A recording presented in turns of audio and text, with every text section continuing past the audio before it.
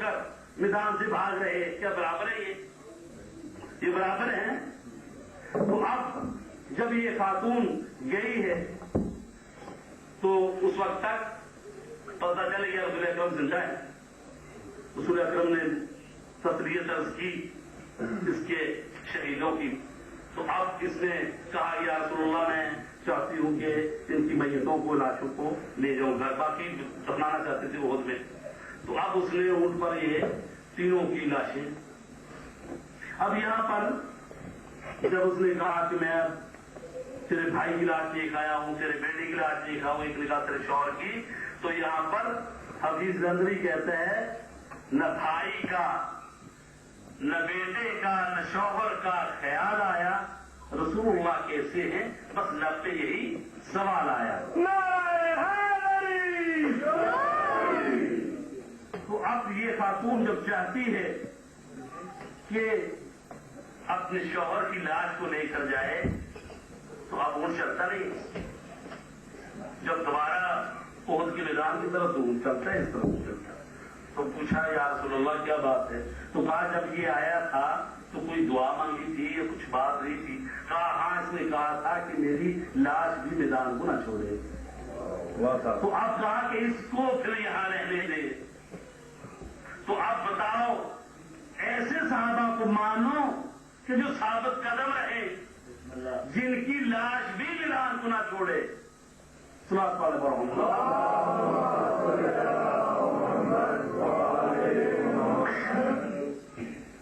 تو علی وہ ہیں کہ جنہوں نے ہر جنگ میں اسلام کو سربلند کیا ہے. ہر جنگ میں وہی کام آئے. جب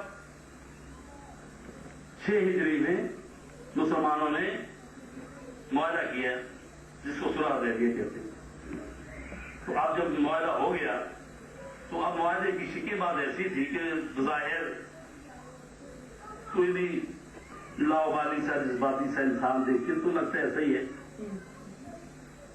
اب کیونکہ اس میں شک کیا تھی کہ اگر کوئی مسلمان ادھر سے مکہ چلا جائے، مدینہ سے مکہ چلا جائے تو کافر اس کو نہ پلٹائیں، لیکن اگر مکے سے کوئی آدمی مسلمان ہو کے یا کس طرح آ جائے ادھر مسلمانوں کی طرف تو مسلمانوں کو واپس پلٹائیں، اور 10 سال تک جنگ نہیں ہوگی. اور اگلے سال آپ آئیں گے تو آپ حج کریں گے، اس سال آپ صرف واپس چلے جائیں. اور یہاں پر کہا رسول پاک صلی اللہ علیہ وسلم نے جب یہ معاہدہ لکھا گیا تو ظاہر ہے پھر ایک نے کہا کہ جی یہ کیا معاہدہ آپ کر رہے ہیں؟ تو اس نے کہا کہ مجھے تو جتنا شک نبوت میں آج ہو رہا ہے جتنا شک کبھی نہیں تھا. تو کچھ ایسے بھی تھے تو ذرا پتا تو کیا کرے، خبر رکھا کرے.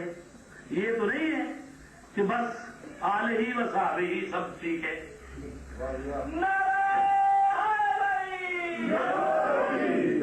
اس لیے کہ یہ بڑی مشکل منزل ہے. وہاں پر سوال جواب ہوں گے سارے. من اماموں کا، من ربوں کا، من نبیوں کا، من کتابوں کا، سارے سوال قبر میں ہونے یہ. وہاں جو بیٹھے ہو پھر جب وہ من اماموں کا کی بات آئے تو آپ پھر ڈھونڈ رہے ہیں کس کو کہیں. تو پہلے سے دنیا میں ذرا سمجھ لیں، سوچ لیں، یہاں پر تحقیق کا موقع بھی ہے تو امام اس کو بنائے بھی اس لائق ہے. صلوات پڑھ رہا ہوں.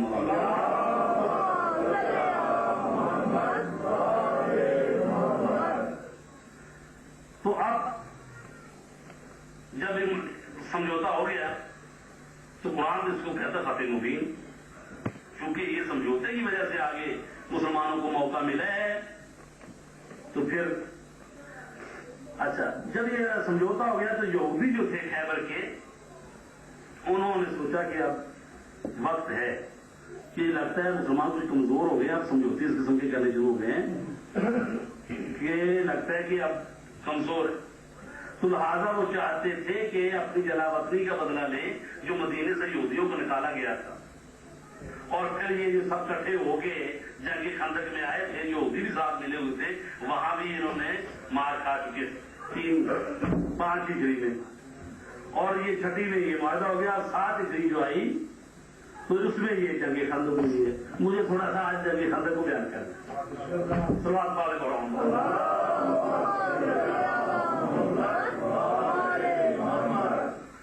تو 7 ہجری میں جنگ خندق کو میں نے کل بیان کر دی، جنگ خیبر کو آج بیان کر دی. تو یہ جو خیبر کے جو بھی تھے انہوں نے دیکھا کہ یہ کمزور ہے مسلمان. اب انہوں نے بنی عطفان کے ساتھ معاہدہ کر لیا. 4,000 کے جنگجو تھے. یہ خود جو تھے تقریباً 20,000 کی ان کی آبادی تھی اور 2,000 ان کا جنگجو. اور انہوں نے 7 بڑے قلعے بنائے ہوئے تھے وہاں پر، اور وہاں یہ رہتے تھے. بہت درخیز رہتا تھا. شروع سے یہ رہا ہے کہ یہودیوں کی حالت ٹھیک رہی ہے، اقتصادی طور پر مضبوط ہی رہے یہ لوگ. آپ کو پورے دنیا کو ہولڈ کیے ہوئے. تو اس وقت بھی یہ مسلمان اور بیچارے یہ مدینے کے لوگ ان سے قرضے ورضے لیتے تھے. اور تو اب بھی وہی پوزیشن ہے. تو بڑی ان کی حالت ٹھیک تھی، زرخیز علاقہ تھا. انہوں نے 7 قلعے بنائے ہوئے تھے. سنتے جائیں ذرا آرام سے. میں ذرا اس لیے کہ ذرا تھوڑا سا تفصیل سے کرتا ہوں کہ درمیان سے لے لیا جائے تو آدمی کو ذرا وہ گنجل سی رہتی ہے، نقطے تو لگ جاتے ہیں، لیکن اس کا کوئی انجام اور آخر اس کے وہ پتہ چلتا نہیں کہ کہاں سے بات ہوئی کہاں نہیں. ٹھیک ہے. ویسے بھی یہ ہے کہ ہر ایک کا اپنا اپنا طریقہ کار ہے، انداز ہے پڑھنے کا. سلوات پڑھنے والا ہوں.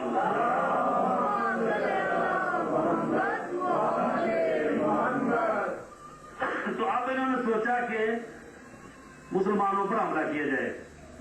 ان سے یہ معاہدہ طے پایا کہ ہم آپ کو خیبر کی آدھی کاشتکاری جو کرتے ہیں، جو گندم جو کچھ بیچتے ہو گے وہ، کہ ہم آپ کو آدھی فصل دیں گے تو آپ مسلمانوں کے مقابلے میں ہمارا ساتھ دیں. وہ 4,000 جو بنی عطفان کے لوگ تھے انہوں نے کہا ٹھیک ہے، ہو گیا معاہدہ. رسول پاک کو خبر مل گئی اچھا ایسے قسم کے معاہدے ہو رہے. رسول پاک نے کیا 1600 مجاہدین اسلام کو ساتھ لیا. لشکر اسلام جو ہے 1,600، اور یہ کتنے تھے؟ یہ 2,000 جنگجو تھے، اور 4,000 کا انہوں نے معاہدہ کیا ہوا. تو اس طریقے سے، اور یہ مدینے سے خیبر جو ہے یہ 32 فرسخ یعنی 3 میل کا ایک فرسخ ہوتا ہے، جو تقریباً 90-92 میل بنے گا یہ سفر. تو رسول اکرم جو ہے 1600 کا لشکر لے کر، جس میں 200 آدمی کے پاس گھوڑے تھے، باقی اونٹ اور یہ آ گئے. رسول پاک نے جب پہنچے ہیں خیبر میں تو تقریباً جو دوسرے جن کے ساتھ معاہدہ کیا ہوا تھا ان کے اور خیبر والوں کے درمیان ہی پڑاؤ ڈالا ہے تاکہ دشمن کی رسم وہ درمیان سے ختم ہو جائے. اب وہ نکلے ہیں گھروں سے. انہوں نے دیکھا کہ رستے میں تو لشکر اسلام ہے، تو انہوں نے کہا کہ بہتر ہے کہ نہ یہ کام کیا جائے. کوئی بات نہیں، سال وہ گندم شندم ان سے نہ لے گے پھر صحیح، لیکن ایسا نہ ہو کہ وہ تو واپس ہو گئے. تو انہوں نے دیکھا کہ آ گئی فوج. چونکہ ایک دفعہ یہ ہوتا ہے کہ اس لیے تو مولانا نے فرمایا تھا کہ اگر دشمن تمہارے گھر پر آ کے حملہ کرے تو یہ کچھ اور چیز ہوتی ہے. تو اب جب رسول اکرم یہ لے کے آئے ہیں مجاہدین کو تو وہ اپنی تدبیریں سوچ رہے تھے، وہ کام ہو گیا. اب جلدی جلدی وہ بھاگے اور اپنے اپنے قلعوں میں بند ہو گئے. تو باقی مسلمانوں نے کافی ہمت کی، 5-6 قلعے چھوٹے چھوٹے جو تھے وہ فتح کر لیے. اب اس میں ایسا ہے کہ مولا علی نہیں ہے یہاں. ان کی آنکھیں جو ہیں وہ دکھتی تھیں، آنکھوں کا چشم تھا، وہ مدینے میں تھے. اور اب باقی تو ہم فتح ہو گئے. اب یہ سارا سفر کرتے کرتے تقریباً 39 دن ہو گئے. ظاہر ہے کہ اتنے دل 39 گھروں سے باہر رہنا بھی کوئی مشکل ہی ہے نا. آپ لوگ بھی ابھی 2 گھنٹے اگر بیٹھے تو بڑھیا دیکھتے ہیں نا کہ جناب ابھی ویسے بھی سال بعد آپ نے آنا ہوتا ہے اکثروں نے یہاں پر 2-2.5 گھنٹے کے لیے. تو آپ وہ بیچارے 39 دن ہو گئے گھروں سے باہر نکلے ہوئے ہیں. ٹھیک ہے، 1 مہینہ اور 9 دن ہو گئے ان کو. اور کئی انہوں نے چھوٹے چھوٹے جو تھے قلعے وہ تو فتح کر لیے. اب قلعہ کمبوز تھا وہ ایک